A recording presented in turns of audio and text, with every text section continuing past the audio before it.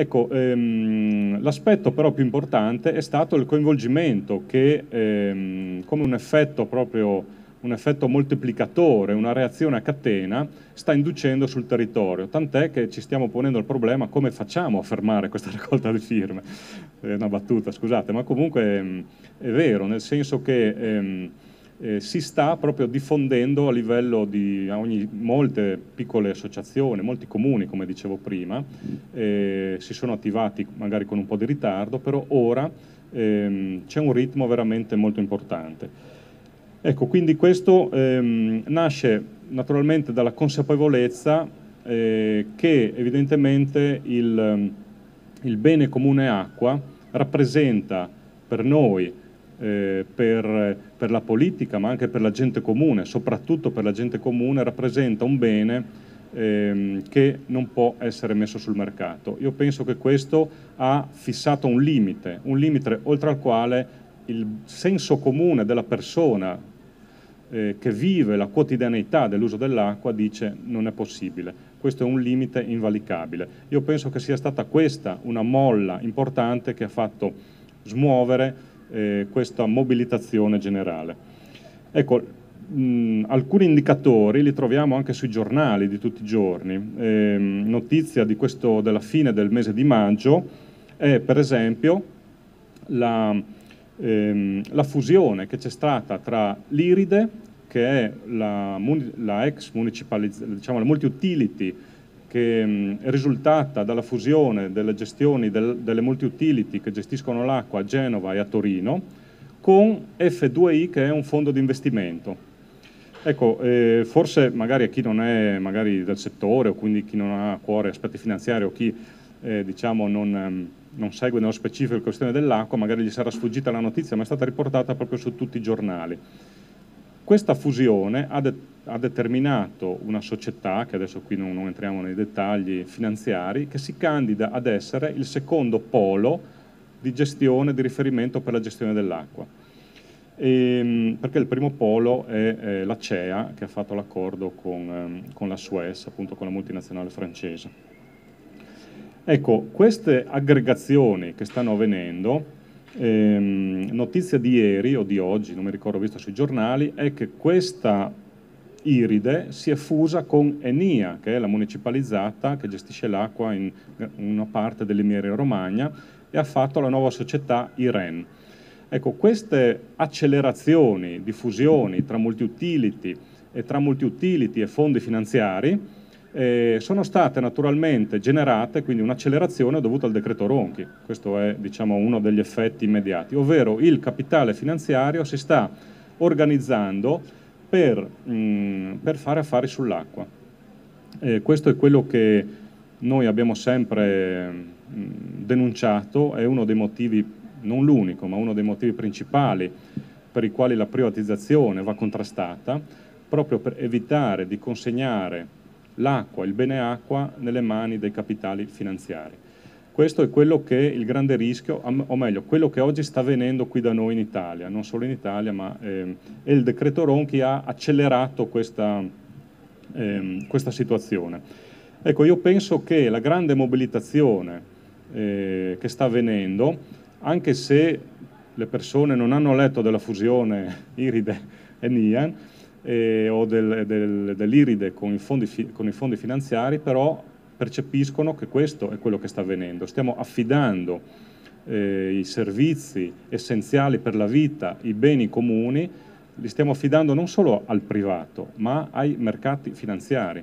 E quello che abbiamo visto è come si stanno comportando i mercati finanziari in questi ultimi anni. Questo l'abbiamo visto tutti, l'abbiamo percepito. Tant'è che, ad esempio, cito un esempio, una delle banche socie dei fondi finanziari F2I è la Merrill Lynch. Non so se vi ricordate chi è la Merrill Lynch. La Merrill Lynch è una delle famose banche di investimento che sono fallite a seguito dei subprime, che è stata appunto recuperata grazie a forti finanziamenti pubblici nordamericani, ma non solo. Ecco, questa è una delle banche, non l'unica, ma diciamo per fare un esempio concreto, che dovrebbe poi governare le scelte finanziarie sull'acqua anche nel nostro Paese. Io penso che Questo è ciò che veramente ha fatto scattare la molla, per cui stiamo come società, come, non solo come paese, perché diciamo sono meccanismi che non accadono solo in Italia, come società di persone, come istituzioni, organizzazione sociale, stiamo superando un limite che riteniamo evidentemente eccessivo. Badate bene, non è un discorso contro il mercato o contro i mercati finanziari, ma è evidentemente un forte campanello d'allarme contro l'invadenza dei mercati e dei mercati finanziari in spazi dove evidentemente non gli competono, dove la gestione del bene comune, dell'acqua, dell'aria e anche di altri beni comuni deve seguire regole, modalità diverse dalla massimizzazione del profitto, dalla massimizzazione dei dividendi tra i soci delle SPA e dalle logiche finanziarie. Deve seguire logiche diverse e questa sarà, io penso, una delle sfide molto importanti che abbiamo di fronte a noi per il futuro. Quale sarà la modalità con la quale noi ci apprestiamo a gestire i beni comuni? La mercificazione dell'aria in parte è già iniziata con i meccanismi del mercato delle quote dell'anidride carbonica. Quindi diciamo ci sono anche lì dei segnali che la mercificazione dell'aria è già iniziata. Quali saranno le modalità con le quali noi consegneremo al futuro, ai nostri figli, nipoti, la gestione dei beni comuni? Questa è la sfida che noi abbiamo di fronte e in questa sfida i cittadini e gli enti locali devono essere alleati. La privatizzazione dell'acqua, molto contestata anche o meglio da chi contesta il fatto che noi diciamo che sia una privatizzazione, o meglio negano che sia una privatizzazione, perché tecnicamente si dice non è una privatizzazione perché la proprietà dell'acqua resta pubblica.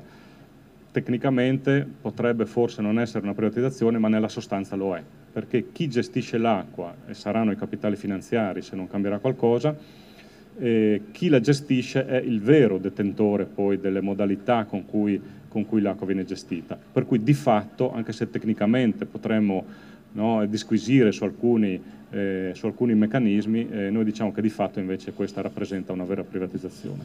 Ecco, per cui di fronte a questa sfida così alta, così elevata, che non riguarda solo l'acqua, perché l'acqua in realtà rappresenta, questa sfida referendaria, rappresenta in realtà una sfida per una nuova gestione dei beni comuni. Questo io penso sia il vero oggetto del contendere. Proprio per l'importanza di questa sfida abbiamo deciso di mettere in campo un referendum. Il referendum ci rendiamo conto che è uno strumento che comporta dei rischi.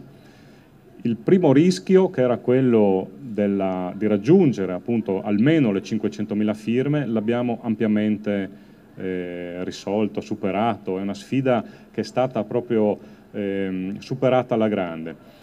L'altra grande sfida sarà quella del quorum, certo. Questo è noi sappiamo che gli ultimi referendum non sono stati, non hanno dato esito proprio perché il quorum non è stato raggiunto. E questo purtroppo è un meccanismo che nel nostro Paese penalizza questo strumento.